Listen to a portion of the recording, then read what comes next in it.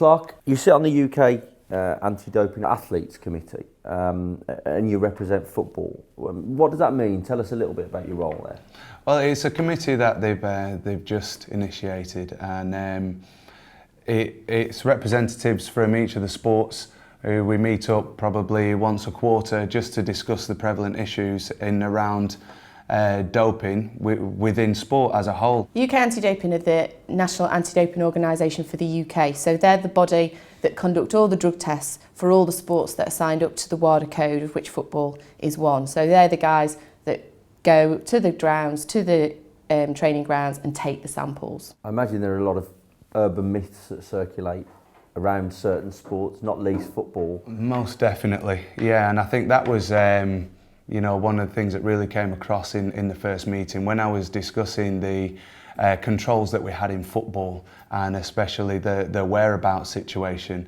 The other athletes around the table were, they were taken aback. They thought that we had a free rein in football and really didn't understand the complexity or the lengths of the controls that we were under. Well, the Football Association has a key role in anti-doping within football, because we're involved in collecting all the players' whereabouts and the club whereabouts, setting the rules that the players have to abide by, interpreting the WADA code and making sure that that's included in our rules and that the players are subject to those regulations. Nowadays, with the introduction of the whereabouts rule, there's a massive emphasis on the individual player to let the FA know where they are on a daily basis.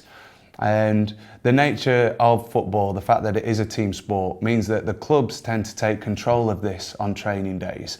So if you're in training as and when you should be, the club will submit your whereabouts for that time. But then if you are not at training on an actual training day, it is down to the player to actually inform the FA of where they will be for a 1 hour slot in that day, to give the specific time slot and an address where they can be tested, if required. We actually go further than WADA in a couple of areas. All the WADA offences are in the FA's doping control regulations, but on top of that we do have some additional offences such as interference with the doping control programme and, more importantly, our whereabouts rules.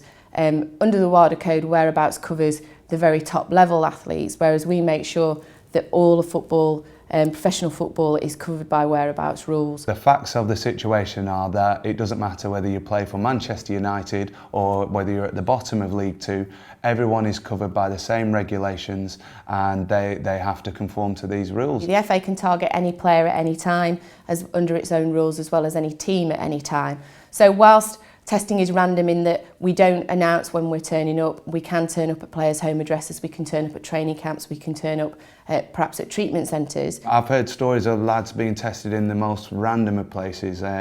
One guy out in France, one guy while he was at a leisure centre waiting for his wife to do a yoga class.